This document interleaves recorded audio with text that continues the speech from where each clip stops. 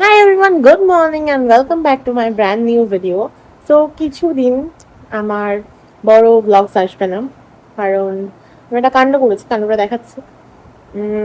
সেই কাণ্ডটার কারণেই হয়তো আমি কিছু দিন, সপ্তাহ বড় ব্লগ করবো না, আমি ঘরে বসে করার চেষ্টা করবো।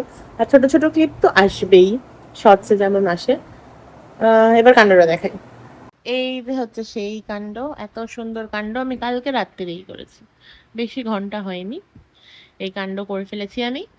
সো এই কাণ্ডটা কীভাবে হলো, আমি অফিস থেকে বেরোচ্ছিলাম অ্যান্ড অফিসের ইউজুয়ালি ব্রেক টাইমে আর ছুটির সময় আমি লিফটের জায়গায় ওই সিঁড়িগুলো দিয়ে নামি।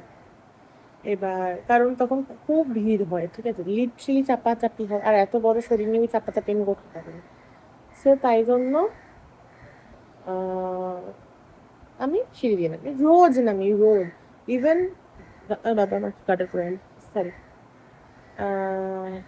নাবার সময়, যখন ছুটির সময় হয় তখন আমি লাফিয়ে লাফিয়ে নামি 3-4টে সিঁড়ি, কারণ আমার একটা দাঁড়িয়ে থাকে নিচে। সো তখন আমার কিছু হয় না। কালকে শুকনো সিঁড়ি আমি করতে করতে নাচছিলাম, গল্প করতে করতে। কিভাবে বললাম আমি নিজেও এখন অব্দি মানে আমি নিজে প্রসেস করতে পারছি না কিভাবে করলাম। তো করতে করতে পড়লাম। আমার সাথে যারা ছিল আমার বন্ধু বান্ধব, মানে কালিগ অ্যাকচুয়ালি। সো তারা করে হেসে উঠলো অ্যাজ ইউজুয়াল। বন্ধু পড়ে গেলে তো বন্ধু আগে করতে হয়, তারপরে উঠতে হবে।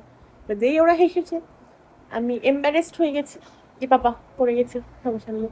লাফ দিয়ে উঠতে গিয়ে এটা ভাট করে টান লাগলো, আমি উঠতে পারলাম না। ওইভাবে মাটিতে শুয়ে পড়লাম এই সিঁড়িগুলো। ওই যে চিৎকার, আমার আমার চিৎকারে পুরো অফিস জড় হয়ে গেছে ওখানে।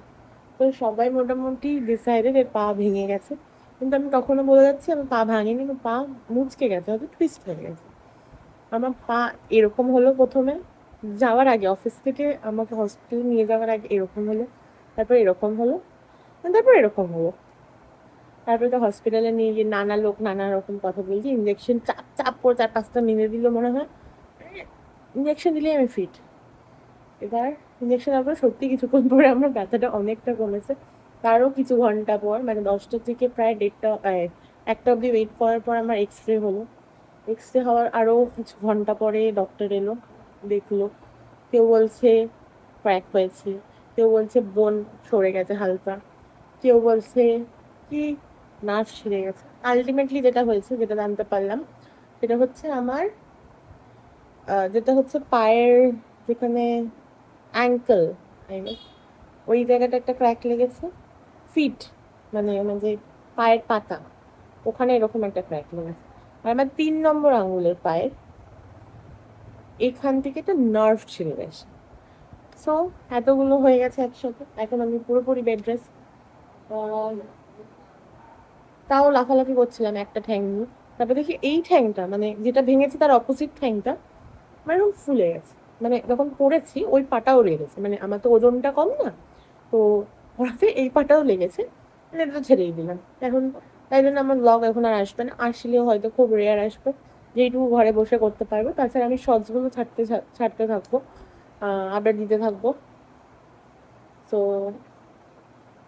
আমার জন্য একটু প্রে করো, কারণ আমি টই টই টই টই টই টই করার মেয়ে তো এখন আটকে গেছি। পিঞ্জরা মে আটক গয়া হ্যাঁ পাখি। সো এখন আমি পাগল হয়ে যাবো। মানে আমার জাস্ট কালকে আমি ডাক্তার দেখিয়ে 3টের সময় ফিরেছি, তারপর থেকে আমি ঘুমিয়ে পড়েছিলাম যেহেতু ইনজেকশন দিয়েছিল। এখন তারপরে 10টার থেকে সকালে ঘুম থেকে উঠেছি, এখনো অব্দি যা পেন হচ্ছে আমার, আমি এখান থেকে ওই ঘরে যেতে পারছি না। বাথরুম তো ছেড়েই দাও, আমি জানি না এটাকে কি কবে আমি, আমার লাইফের ফার্স্ট কোনো এরকম অ্যাক্সিডেন্ট। আমার জ্বর, কাশি, সর্দি, জন্ডিস, ডেঙ্গু এইসব হয়ে গেছে, ভাঙাভাঙির কোনো সিন ছিল না সারা জীবনে। এই একটা আমার ক্র্যাক লেগে গেল। যাই হোক, অনেক বকবক করলাম, আমি বোর হচ্ছি, তোমাদেরও বোর করলাম। তো জাস্ট এটা একটা আপডেট ভিডিও ছিল। তো চলো টাটা, দেখা হবে নতুন কোনো ব্লগে।